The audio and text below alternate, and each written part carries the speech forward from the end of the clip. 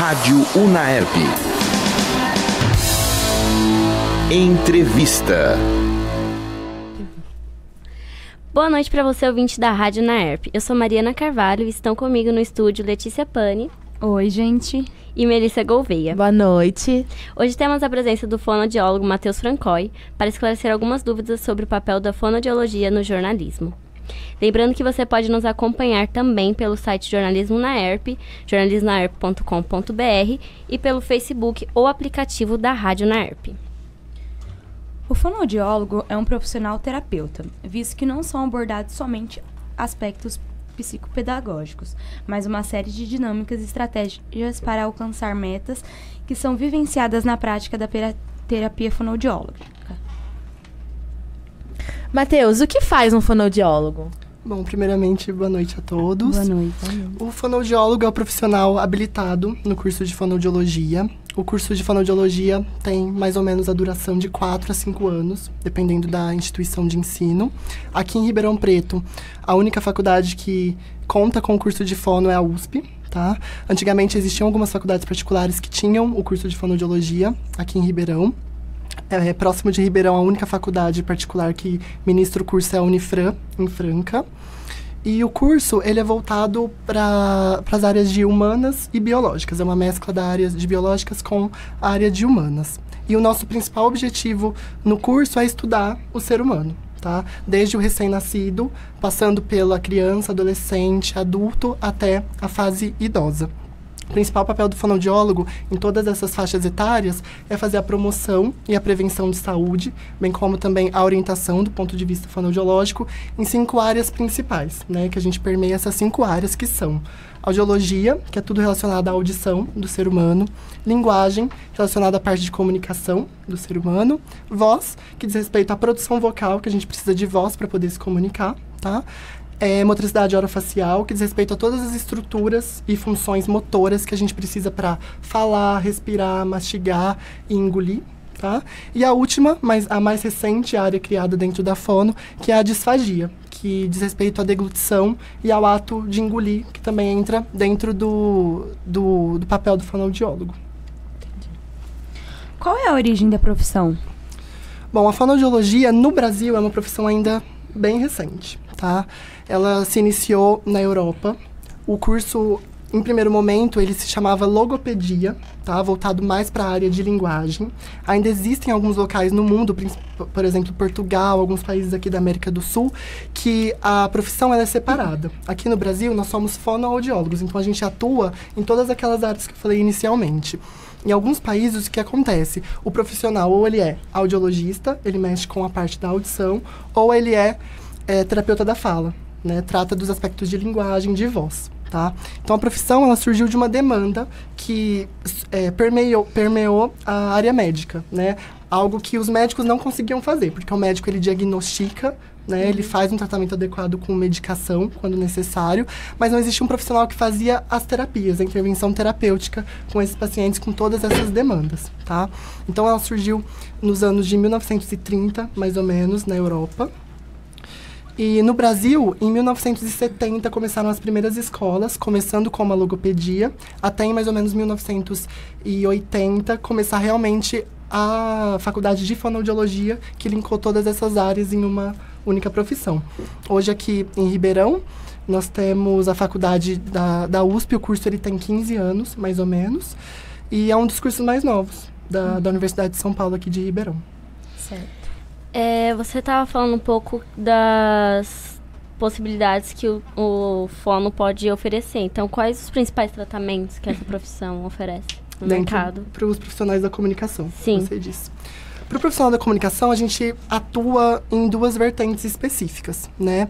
Claro que, assim, é um papel do fonoaudiólogo em primeira instância. A gente avalia o paciente, a gente cria uma hipótese diagnóstica fonoaudiológica para intervir fonoaudiologicamente falando, tá? Mas quando a gente trata de profissionais da comunicação, seja jornalistas, radialistas, cantores, dubladores, enfim, profissionais que lidam com a voz como instrumento de trabalho, a gente atua tanto na linguagem expressiva, na linguagem oral, quanto na linguagem gestual, tá?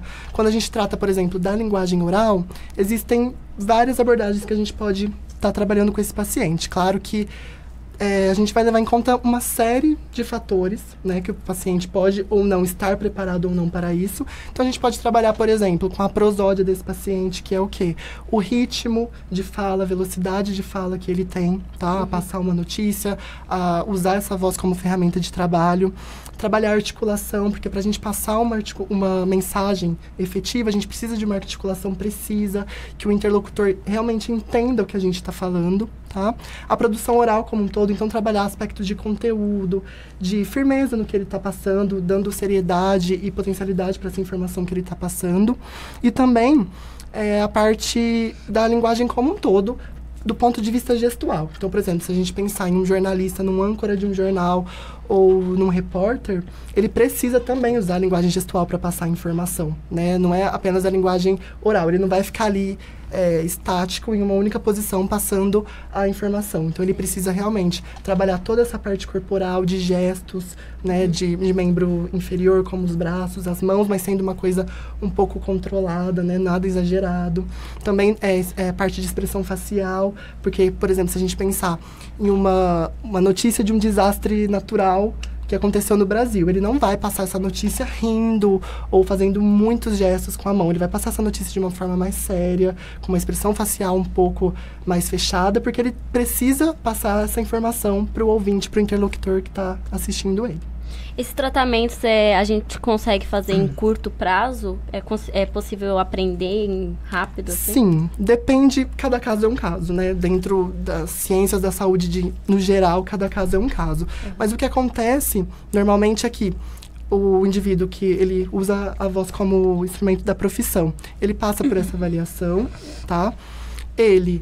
A gente vai ver o que realmente precisa ser trabalhado e estimulado. O fono, ele faz um acompanhamento. Normalmente, o que acontece, principalmente nas emissoras grandes, esse acompanhamento fonoaudiológico existem profissionais contratados para isso, para esse fim.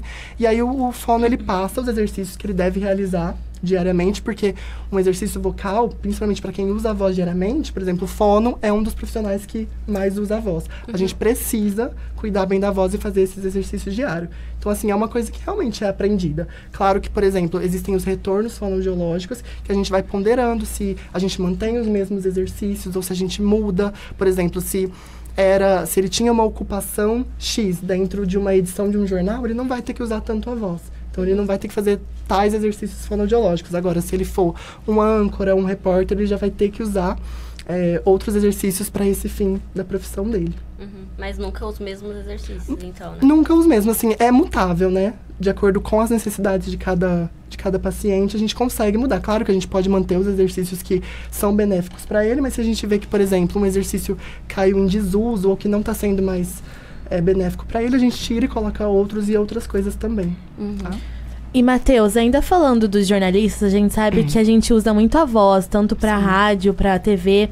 Qual que é a importância do trabalho fonoaudiólogo com esses profissionais? O fonoaudiólogo, na minha opinião, é um profissional fundamental para todos os profissionais que utilizam da voz como um instrumento de trabalho, né? O fonoaudiólogo, ele tem o conhecimento profundo, mais do que qualquer outro profissional. Lógico que a gente tem outros profissionais que acabam trabalhando com a voz e entrando nesse mundo e trabalhando realmente com a voz, mas o fonoaudiólogo, ele tem aquela base anatômica e fisiológica da voz. Então, a gente realmente entende o que está acontecendo, tá? Se, por exemplo, o jornalista, ele está diariamente ali fazendo uma reportagem, ele começa a perceber alterações vocais, né? Primeiro, claramente, ele passa pelo médico otorrinolaringologista, que vai fazer um exame um pouco mais específico, exames mais internos para ver a parte de estruturas anatômicas, né? Mas o fonoaudiólogo é o profissional que vai fazer a avaliação e vai falar assim, ó, você tá com esse tipo de voz por causa disso, disso, disso, somado com o achado otorrinolaringológico e entrar em terapia, né? Entrar em intervenção fonoaudiológica. Matheus, agora, em cada área do jornalismo, a gente sabe que tem a televisão, o rádio e hoje as plataformas digitais. Você percebe alguma diferença na maneira da fala dessas diferentes plataformas? Sim, assim, a linguagem, a voz, ela é mutável, individual de cada um, né? E ela atinge públicos diferentes. Então, assim, o primeiro passo para a gente tentar entender isso é qual o público-alvo que a gente está atingindo. Então, por exemplo, se a gente pensar em um jornal nacional da Globo, é um meio que a gente sabe que qualquer pessoa dentro do Brasil e até fora do Brasil pode assistir esse jornal. Então tem que ser uma linguagem séria, mas coloquial, para que todos consigam entender. Não pode ser usar termos rebuscados, coisas difíceis, porque o interlocutor precisa entender o que está sendo falado, né? Então, o jornalista, por exemplo, do Jornal Nacional, o âncora do Jornal Nacional, ele utiliza dessa linguagem gestual associada à linguagem oral, né? O que um radialista, por exemplo, hoje a gente sabe que tem as mídias digitais, por exemplo, a gente está sendo gravado aqui, mas normalmente o radialista, ele só fala, o ouvinte não está vendo ele, né? Então, por exemplo, o radialista, ele não precisa tanto da linguagem gestual como um repórter ou âncora de um jornal. Não que ele não tenha, não que ele não precise treiná-la, mas não é tão necessário quanto outro tipo de jornalista, né? Então, por exemplo, o radialista, isso também depende do radialista. Se ele faz, por exemplo, um programa de notícias, é diferente de um programa de variedades, um programa de música, né? A linguagem muda muito. A forma de se expressar muda muito porque Tom a gente de voz, quer... né? Tom de voz também. Porque a gente tem que atingir o nosso público-alvo, né? Certo. Quais caminhos e formações complementares o fonoaudiólogo que atua nessa área precisa fazer? Então, nós, assim, de maneira geral, dentro do Brasil, nós somos formados como generalistas, né? Nós saímos preparados aqui no Brasil para atender qualquer uma daquelas 5 áreas que eu falei anteriormente para vocês, tá? Só que o que acontece? Durante a graduação, a gente tem algumas disciplinas específicas relacionadas à parte de anatomia e fisiologia da voz, tá? Aqui na USP, por exemplo, que é onde eu me graduei no 3º ano, nós temos uma disciplina específica chamada comunicação profissional, onde a gente realmente aprende como lidar com os profissionais que usam da voz como instrumento de comunicação. Então, a gente aprende como reabilitar e tratar pacientes jornalistas, pastores, cantores, dubladores, políticos, enfim, todos os profissionais que utilizam da voz, tá? E só que não para aí. A gente não pode simplesmente se graduar, isso para qualquer profissão, acredito eu, se graduar e continuar a vida inteira, né? Então, a ciência é mutável. O que eu aprendi na faculdade, que eu sou formada há praticamente 2 anos, pode ser que daqui 5 anos mude e eu não faça mais o que eu fazia, né? Pode ser que mude. Então, assim, na minha opinião, fazer uma especialização, no caso de atender pacientes com alteração de voz ou de linguagem decorrente do uso decorrente da sua profissão, do uso dessa ferramenta na profissão, fazer uma especialização na área de voz, né? E fazer aprimoramentos, aperfeiçoamentos, atualizações sempre que puder, porque realmente a ciência não para e a gente não pode ficar para trás, né? Tem que estar sempre estudando. Sempre estudando e se atualizando. Tem muitos profissionais que fazem coisas um pouco antigas que hoje não são mais certas, né? Minhas professoras falavam muito que coisas que elas aprenderam na faculdade, exercícios vocais, fonoaudiológicos que elas aprenderam na faculdade, não é mais o mesmo que a gente usa hoje, né? E ainda falando da área do rádio e da televisão, quais são os tipos de expressividade que o tele e o rádio jornalista tem que ter, né? Porque a gente estava falando que não adianta ficar só sentado lá, reto, falando. O que o jornalista do rádio e da TV precisa ter para se expressar bem? O rádio é muito dinâmico, né? É algo ao vivo, mas aqui que assim, você tem um pouco mais de flexibilidade do que em um jornal, né? Você percebe que quando, por exemplo, eles erram algo no jornal, eles ficam bem desconcertados e é até difícil para eles voltarem. Esse é um dos treinamentos, né? Fonoaudiológicos, você tá dentro de algo específico, lendo um teleprompter, mas acontece alguma coisa, né? E você tem que ter a noção de respirar, pedir desculpa, falar que você deu uma errata ali e continuar, né? Então, assim, por exemplo, um jornalista, um repórter que tá ali gravando uma notícia é mais fácil porque é algo gravado, né? Mas, por exemplo, um repórter ao vivo ou um âncora de um jornal ao vivo, ele tem que saber realmente usar a sua linguagem gestual, tanto oral, a parte gestual não pode ser nada muito exagerado, muitas mãos, você percebe que eles não levantam muito as mãos, é tudo muito Suave, sutil, né? Muito suave. Quando a gente pensa, por exemplo, na Rede Globo, né, que é a maior emissora do Brasil, eles têm um padrão vocal que é o mesmo para todos os jornalistas da emissora. Então, por exemplo, independente se o jornalista veio do Rio de Janeiro, São Paulo ou de Minas, todos você pode perceber. De todos os jornais, eles falam a mesma língua. Você não percebe sotaque, é uma linguagem neutra que a gente chama. Até uma vez eu vi uma entrevista do William Bonner que ele falou que ele fez e ainda faz um tratamento para não ter nenhum sotaque, nenhuma... Sim. Mesmo Globo, depois de tanto tempo fazendo tratamento, pode voltar. Pode porque é algo assim, natural, né? É difícil voltar porque você se acostuma, principalmente jornalista que tá ali trabalhando com isso todo dia, né? Mas o que acontece, por exemplo, na Globo, como eu havia falado, independente de onde você veio, é o mesmo padrão de fala, tá? O que, por exemplo, o SBT já é totalmente contra. O SBT gosta de mostrar a diversidade do Brasil. Então, você pode ver que existem repórteres com sotaque nordestino, com sotaque mineiro, com sotaque de São Paulo, enfim, né? Então, é muito mutável. Então, assim, o trabalho é nessas duas vertentes. Linguagem oral, expressiva, e linguagem gestual. Tanto na rádio como na TV. Super tá? importante, né? Sim.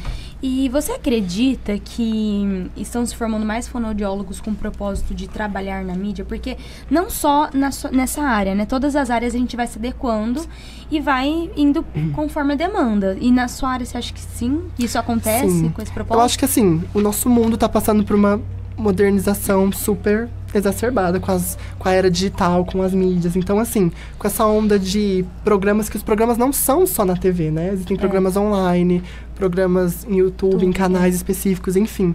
Então, assim, o mercado realmente está se ampliando, tanto para a parte de comunicação dos jornalistas, quanto para a parte de fono. Porque quanto mais aumenta a variedade de trabalho de vocês, realmente aumenta a demanda e a possibilidade de trabalhos do fonoaudiólogo. Então, assim, eu acho que é uma corrente crescente, sim. É assim, aqui, por exemplo, em Ribeirão ainda é um mercado um pouco restrito, né? A gente sabe, eu tenho conhecimento que na IPTV, que aqui de Ribeirão existe um fonoaudiólogo que trabalha ali, porque realmente a Globo, os fonoaudiólogos, eles trabalham, eles fazem cursos lá na central e trazem para as filiais, para realmente esse padrão de fala existir até nos jornais regionais aqui da nossa região. Tá? Diferentemente das outras emissoras, que eu não tenho conhecimento se aqui em Ribeirão tem. Certo. Mas eu sei que nas grandes capitais é um mercado muito abrangente, muito rico mesmo. Existe uma fono, eu não sei se vocês já ouviram falar, eu acho que ela veio em algum evento, não sei se da UNERP ou da Feira do Livro uma vez, que ela chama Eleni Quirilos. Ela é a fonoaudióloga pioneira da Rede Globo, ela que comanda todas as fonos. Existe mais de 100 fonos da Rede Globo, né? Nossa, por aí, pelas filiais.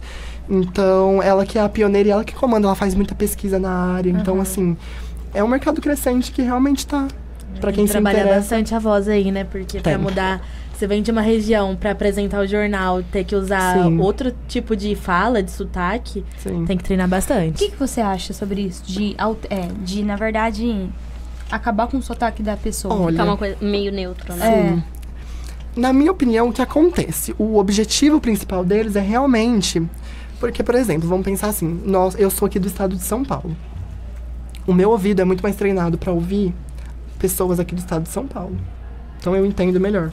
Do que, por exemplo, um mineiro, que às vezes ele forma uma frase, corta, porque isso é do sotaque dele, puxa, e assim você fica... Né, o que você tá falando. Então, assim, o intuito é legal, é bom. Mas eu acho que acaba criando, assim... uma quebra da diversidade, de identidade que a gente tem no nosso país. Assim, nosso país é tão amplo, tem tantas pessoas diferentes, né? Então, assim, eu entendo o intuito deles, mas, assim, eu não sei se é uma coisa realmente muito correta, vamos dizer assim, né? Ainda mais nos tempos de hoje, né? Exatamente, ainda mais nos tempos de hoje, que assim, a identidade é tudo. Nós somos seres diferentes, né? Então, você acaba tirando a individualidade, acho que, da pessoa, né? Mas, ao mesmo tempo, também, por exemplo, se você pega um jornal, existe um jornal no SBT, eu não sei qual, que a âncora é nordestina. É a Raquel Sherazade ou não? Será? Eu não sei. Não me recordo o nome dela. A Raquel apresenta o jornal à noite lá também. Eu não lembro. Eu lembro que uma vez, em aula, a gente chegou a ver. E é realmente, pro nosso ouvido, é muito mais difícil de interpretar. E assim, existem pessoas que até acabam ficando incomodadas com isso, né? Porque não é o seu ouvido não tá treinado para isso, habituado para isso. Até porque tem gente que fala muito rápido, muito devagar. Tem que treinar bastante. É mais difícil retirar o sotaque de certos lugares ou não tem muito... Sim, o português é uma língua extremamente difícil, né? O português é uma das línguas mais difíceis que existem, se não a mais, né? Do mundo. Então, assim, principalmente estrangeiros, é muito difícil de tirar. Às vezes a gente não consegue fazer uma fala neutra. E a gente percebe quando por mais que ele fale perfeitamente bem, Sim. Não sei, aquela coisa, por exemplo, assim, por Como que se fosse um você fez nativo. isso? Sim, Eles sempre vão colocar... Sim. alguma coisa. Às vezes misturam dialetos da língua isso, deles e tudo mais. Mas assim, o nordestino é bem difícil de Tirar, né? tirar, não é fácil, né? Assim, a linguagem paulista e a mineira é um pouco mais próxima, né? O do sul também é próximo, mas eles têm uma prosódia, uma nuance da fala um pouco diferente. Eles colocam coisas no meio. Então, por exemplo, tchê, Gírias, né? gírias no Bah. meio. Assim como o mineiro também. O paulista, principalmente a gente aqui do interior, a gente coloca quando a gente pensa de inventário fonético dos fonemas, a gente interioriza um pouco mais eles. Então, por exemplo, o certo é porta, mas a gente fala porta. Então a gente faz esse arquifonema, né? Do R, a gente fala porta. Interior, né? Então também é uma coisa, não é fácil de tirar esse arquifonema do R, né? Aqui do interior. Então, assim, é um trabalho longo. Eu não sei se vocês já viram também, além do jornalismo, as novelas da Globo também, a linguagem é padrão. Não sei se vocês conhecem um ator português que chama Ricardo Pereira. Eu acho que ele tá até em uma novela agora. Se você vê, ele tá há tempos na Globo, acho que 10 anos, mais ou menos. Se você vê, você não fala que ele é português mais. É, né? Ele perdeu total o sotaque. Então, assim, deve ter sido uma intervenção fonoaudiológica ali. Muito Forte. pesado. Muito mas pesado. eu acho que assim, na Globo, quem é do Rio pode falar com o sotaque do Rio lá nas novelas, quem é de Sim. São Paulo, de São Paulo. Porque eu Não, gosto de depende perceber. também da personagem. depende do eu personagem e da região que tá acontecendo, que eles estão gravando. Assim, o que acontece muito, que eu até esses dias estava observando e até comentei. Por exemplo, a novela atual é gravada em Palmas, no Tocantins. Todos eles têm sotaque carioca. Então você fica... Quem presta atenção nisso, olha e fala... Então, Você é que é dessa área, né? É que nem Porque, novelas antigas, né? Tipo Sim. assim, aquela Deus Salve o Rei. Deus Salve o Sim. Rei, não, Tinha uma agora que tava falando sobre- uma anterior que já da época de acabou. Por- Da época de Portugal, da colonização Da e tudo mais. colonização, O isso. sotaque deles não era daquele jeito. né? Exatamente. Aí você fica, né? Por quê?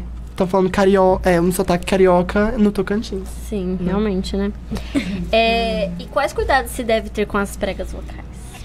Certo. Primeiramente, o que são as pregas vocais? As pregas vocais, nós temos 2 pregas vocais, tá?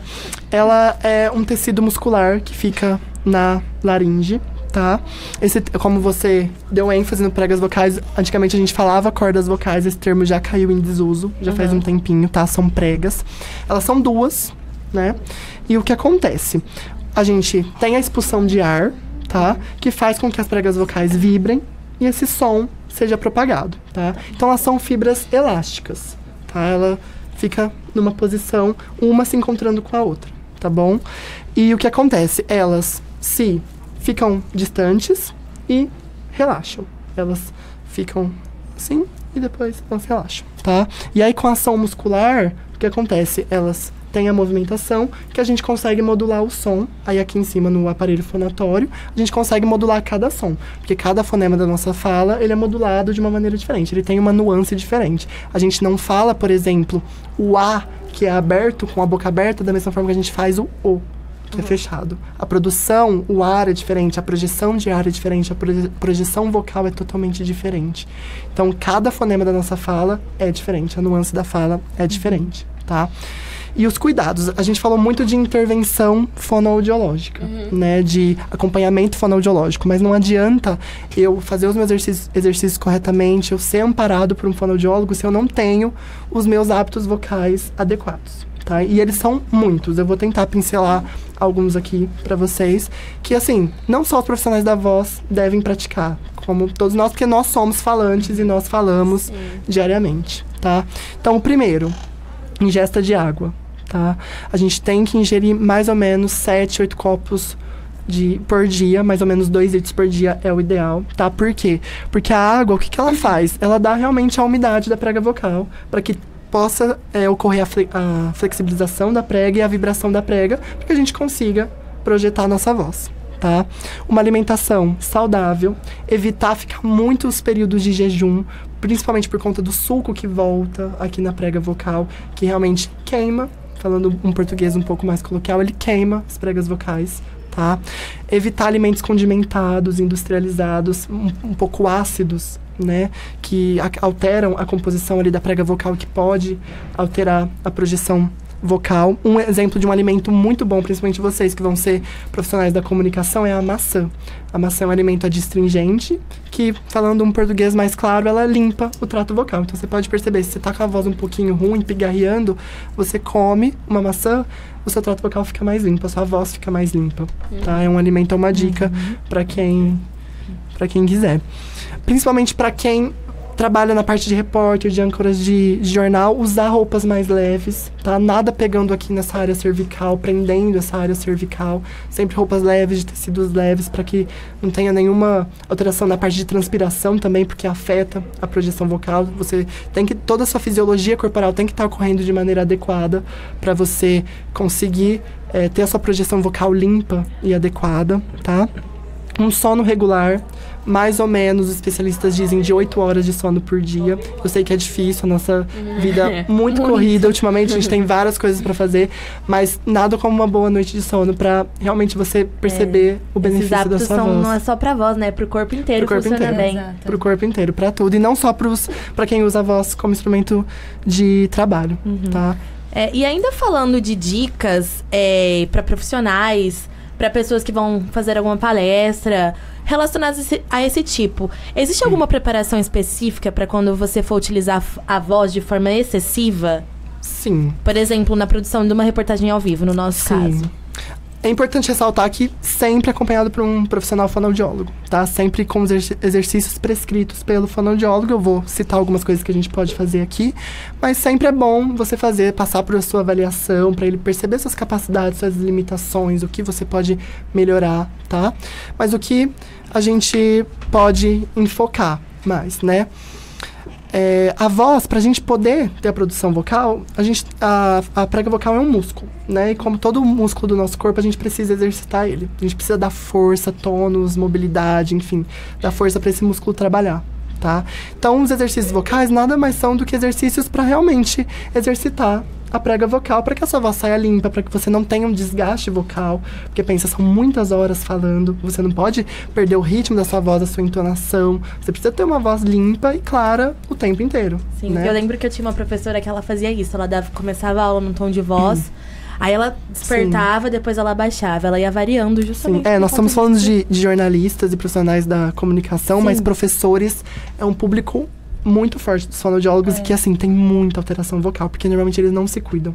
Porque é realmente difícil, força muito, porque realmente é difícil. Você tá ali dando sua aula, você não quer parar pra tomar uma água, comer uma maçã, respirar um pouco, é difícil, né? É realmente difícil.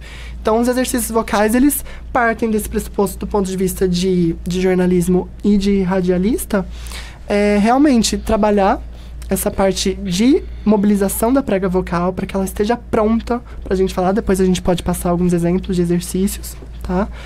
E para realmente manter esse padrão de fala, tá? Associado, claro, com a linguagem corporal quando necessário também. Certo. Sabemos que a voz, como a gente cansou de falar aqui, é muito importante pro rádio, né? Sim. Será que você poderia, você falou anteriormente sobre os exercícios, alguns, só pra gente ter uma ideia? Eu vou passar um que é fundamental dentro da fone, acredito que vocês já devam ter visto, algum professor de vocês deva ter feito já, que a gente chama de vibração de língua, tá? Ele realmente faz com que a prega se exercite, né? Pra ela acordar, vamos dizer assim, tá? Então, como que é? A gente sempre, dentro de um exercício de fone, a gente respira fundo pra fazer o exercício. Tá? Então, a gente respira.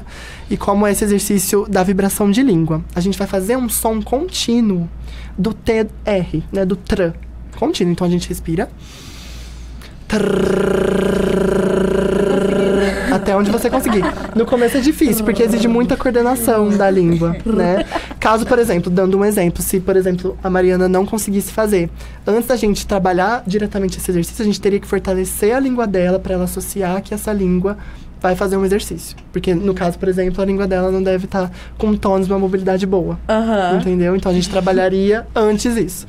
tá? Mas a vibração de língua é um fundamental. Lógico que a frequência e a dosagem de cada exercício é de acordo com o paciente. Existem pacientes que aguentam um pouco mais, que precisam de uma dosagem maior do que outros pacientes. Tá? Então a vibração Cantores, de língua, né, principalmente. cantores, por exemplo, precisa manter a voz por muito tempo. Não pode desafinar, não pode perder o fôlego. Normalmente dançam junto. Fazem mais de um show, né? Fazem mais de um show em uma noite. Então, assim, Nossa, é gente, pesado. a voz do Gustavo Lima, então, deve estar daquele jeito. Porque o menino não para de cantar. Os cantores sertanejos, eles sofrem bastante. Misericórdia. Principalmente porque cantor sertanejo tem um hábito que é deles, porque é uma projeção vocal um pouco maior, né? O que o cantor sertanejo faz? Ele projeta tudo aqui. Se você vê o Zezé de Camargo, não sei se vocês já viram as veias saltadas aqui. Aquilo é uma Sempre. tensão cervical exacerbadíssima, que não deve existir. Faz né? mal. Faz mal. Na hora que eu falei nos cuidados, eu não falei, mas esse tensionamento cervical de ombros, de pescoço, a gente tem que estar muito relaxado, numa posição ereta, principalmente os jornalistas. Posição ereta, calmo, pode fazer um relaxamento muscular, fazer rotação de ombro, de cabeça para um lado, para o outro, porque realmente tudo está interligado dentro do nosso corpo, né? E eu acho que outro exercício também muito fundamental para os jornalistas e radialistas são exercícios voltados para articulação, né? Que vocês precisam muito da articulação, né? Vocês precisam passar a mensagem de uma forma clara, precisa e que o interlocutor entenda isso, né? Então, o exercício de articulação, por exemplo, a gente pode fazer de um exercício que chama A-O, né? A gente não faz de uma forma contínua, a gente faz o som do A e o som do O, tá? Mas de uma maneira exacerbada na boca para realmente trabalhar essa articulação, para mostrar a diferença. Então, por exemplo, o A, que é um som aberto, a gente faz A, O, e o O bem fechadinho. E você faz A, O, A, O, A, O. Isso é mais para uma articulação mais precisa, para realmente, na hora que você precisar utilizar da fala, da voz, você saber como articular o som de uma maneira correta, tá? Você estava falando, esses cantores, por exemplo, que utilizam muito a voz, às vezes até de maneira incorreta, né? Isso pode prejudicar eles no futuro, não pode? Fazendo eles perder a voz, tendo que recorrer a uma cirurgia. Muito. A prega vocal, apesar de ser um músculo extremamente sensível. A gente precisa realmente cuidar, porque, assim, acredito que todas vocês, eu e qualquer pessoa, já perdeu a voz algum dia. Acabei de falar antes Por de algum começar o cuidado. Eu não falei também na hora dos cuidados, mas o abuso vocal que a gente faz diariamente é muito. Por exemplo, a gente vai em uma festa, ou a gente tá em um lugar com muito ruído, muito barulho, a gente quer fazer o quê? A gente quer se comunicar. Só que a gente tá acima do dB, né, da densidade do som. Do som, por exemplo, em uma festa. Então, pensa, o som já tá muito alto, você tá falando mais alto que um som. No fim da festa, você tá assim, sem voz alguma. Né? Então, assim, esses cantores, hoje em dia, como a fono tá muito mais conhecida, as pessoas realmente dão importância pra nossa profissão e pro empenho que eles dão, principalmente pros profissionais da voz, o fonoaudiólogo normalmente acompanha esses cantores, né? Cada cantor tem o seu fono. Né? Então, no backstage ali, antes, ele faz exercício, aí, normalmente faz um intervalinho, faz mais um pouquinho de exercício, e quando sai, faz mais exercício, porque, como você falou, normalmente o show não para. Eles têm mais de um show na noite. Né? Então, realmente, se a gente não cuida da voz, a gente pode perder, e pode perder por um bom tempo, né? Pode acontecer da pessoa perder a voz e não voltar mais? Pode. Assim, são casos um pouco mais raros, mas isso é quando já lesiona a prega. Né? Por exemplo, se você realmente coloca uma força muito exacerbada dentro da prega, pode acontecer, por exemplo, uma hemorragia de prega. Não sei se vocês já viram um tempo atrás a Adele. A Shakira. Ah, sim. Shakira, A Adele chegou a fazer uma cirurgia. A Adele fez uma cirurgia. O problema da Shakira é um pouco mais diferente, mas a Adele, por exemplo, ela canta em um tom muito alto e grave.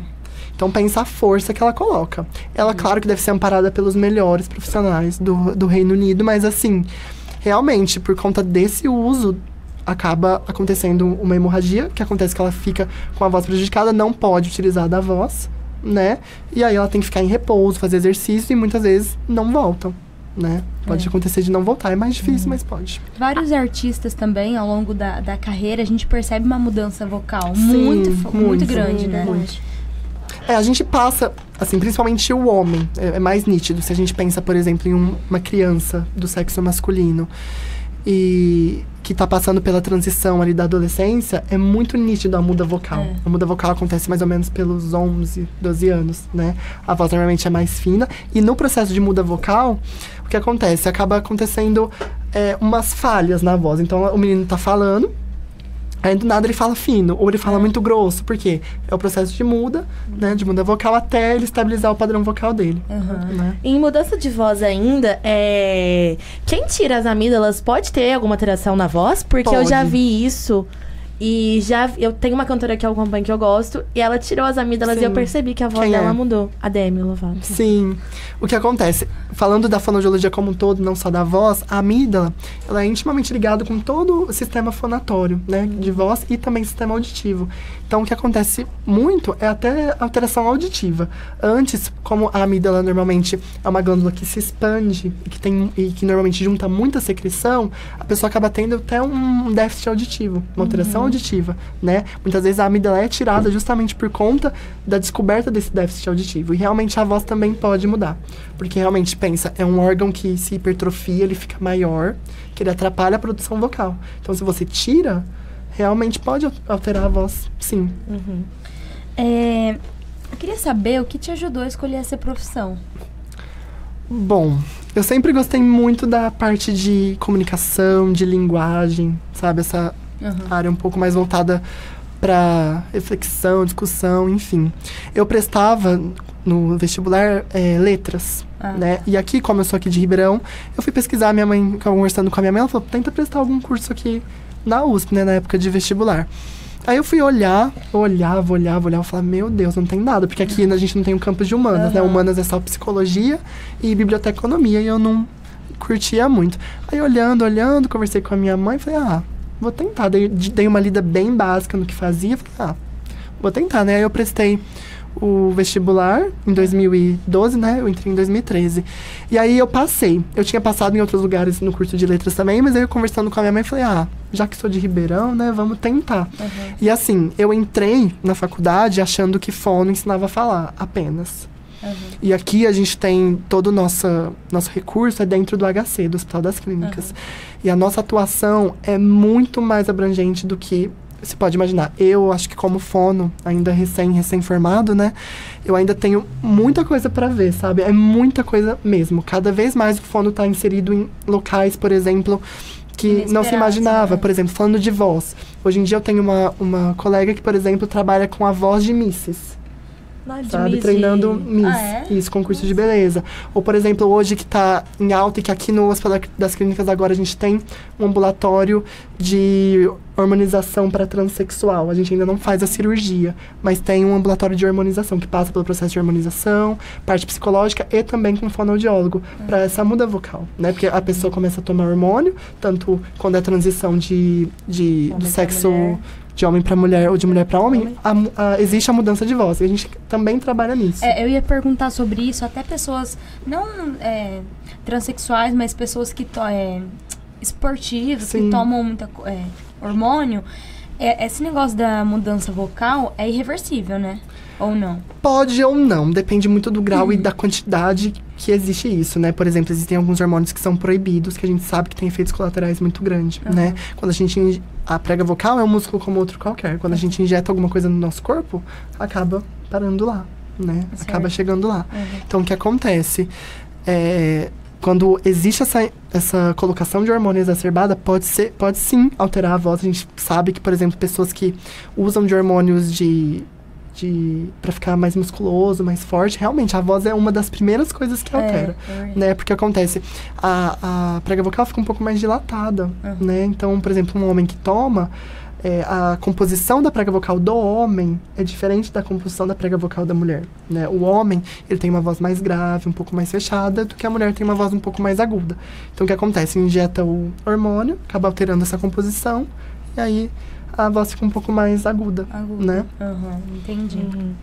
Só que, por exemplo, uma coisa que é legal falar, por exemplo, existem pessoas que nascem, um homem, por exemplo, que nasce, mas que a voz dele, ele não tem nenhuma alteração de prega vocal, mas a voz dele é mais fina. Entendeu? Então, assim, isso é muito relativo. É. As pessoas que têm a voz rouca, é por conta disso também? Por causa da... Sim, existe... Normalmente, a voz rouca é por conta de uma aspereza de prega vocal, né? Pode ser que a pessoa nasça com isso, pode ser um fator genético, um fator adquirido por algum hábito, por exemplo, por abuso vocal. Crianças, por exemplo, que a gente pensa que tem um abuso vocal muito grande, que grita muito, ou que fala muito, você percebe que ela tem uma voz um pouquinho mais rouca. Pode ser adquirida, ou pode ser realmente advinda de alguma alteração genética ou de algo referente à mãe, pai, enfim, alguém da família. Então, a voz rouca, ela pode ser tratada, ela pode ser amenizada, tá? Lógico que a gente tem pessoas que têm o padrão de voz rouco, o meu padrão de voz é rouco. Não sei se vocês conseguem perceber. Porque a gente tem parâmetros vocais, né? Que são muito específicos. Então, por exemplo, a gente tem o parâmetro vocal de soprosidade, que é aquela voz um pouquinho mais áspera. O padrão vocal de rugosidade, que é aquela voz um pouco mais rugosa, de pessoa um pouco mais idosa, sabe? Então, a gente tem um padrão vocal de padrões vocais diferentes, né? Isso é de cada indivíduo. A voz é a nossa identidade, né? A voz é particular de cada um. Certo. Matheus, você acha que o certo é começar a fazer um tratamento com fono desde pequeno? Porque além de fazer todo esse tratamento, o fono também ajuda muito na educação, a criança lidar com a educação, aprender direito na escola. Então, você acha que é fundamental? Sim, quando a gente... necessário também. É muito necessário a partir do momento que você verificar a demanda, né? Então, assim, quanto mais cedo você verificar alguma demanda, tem que encaminhar, né? Existem muitos médicos, hoje acabou um pouquinho isso, mas, por exemplo, pediatra, a criança não falou até os 3 anos de idade. O médico fala, não, é uma fase, vai passar. Não falou até... Com 1 ano, não começou a soltar os primeiros sonzinhos, já pode encaminhar. Porque, na minha opinião, é muito melhor você intervir mais cedo do que intervir depois, né? O processo de aquisição de linguagem ocorre do 0 aos 3 anos, tá? Então, é quando a criança, ela tá em maturação, né? Ela tá em desenvolvimento cerebral, assim, num turbilhão. Então, assim, quanto mais informação ele receber, melhor. Por exemplo, crianças bilíngues.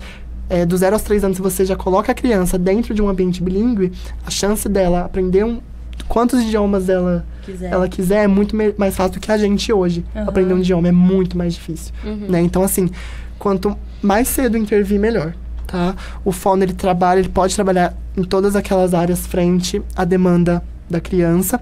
Como você falou, por exemplo, da parte de aprendizagem voltada para alfabetização e até para aprendizagem na escola, o que acontece? Se a criança tem uma linguagem oral ruim ou pobre ou que tem trocas na fala, ela pode passar isso para a escrita. Então, por exemplo, se ela troca a gente trabalha com um inventário fonético com classificações de cada fonema, ou seja, cada letrinha, cada som que a gente fala é um fonema, tá? E ele é representado por um grafema, uma letra na escrita. Então, por exemplo, se uma criança que troca um fonema surdo sonoro, sei lá, faca, ela fala vaca para faca.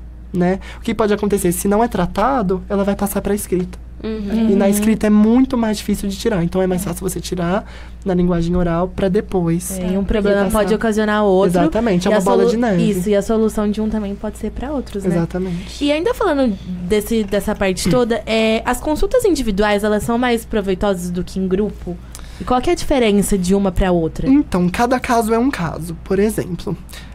As consultas em grupo, elas são muito proveitosas, principalmente pela troca de experiência que ela dá, o dinamismo. É muito legal, mas depende do foco que a gente vai dar para isso. Por exemplo, vou citar alguns exemplos. Uma criança diagnosticada com espectro do autismo. É muito melhor uma sessão individual para ela, porque, pensa, ela já tem habilidades alteradas, que dificuldades que em grupo... Não vai dar pra gente sanar, né?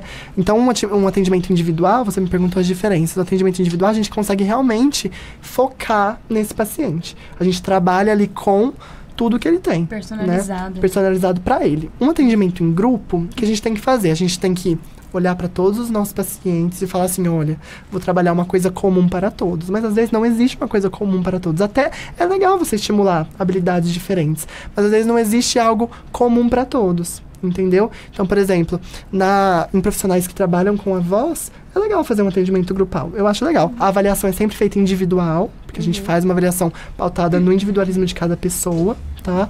Mas a terapia, pra vocês, é uma coisa legal. Por exemplo, todos os colegas de trabalho juntos, trabalhando, porque acho que até dá uma motivação maior, um cobra do outro, um aprende do outro, vê se o outro tá fazendo errado pra não fazer igual, sabe? É legal, eu acho legal. Pra adolescentes e adultos, mas dependendo da manifestação e o que ele tem, tá? E você acha que o fonoaudiólogo vai além de um educador vocal? Eu acho que o fono, ele é um educador, né? Ele é um educador vocal, porque ele trabalha com a voz, mas vai muito além disso, né? Porque, como eu disse, existem muitos profissionais que trabalham com a voz. Por exemplo, se a gente pensar em um teatro, existe ali um preparador vocal que muitas vezes ele não é formado, ele não é graduado em fonoaudiologia.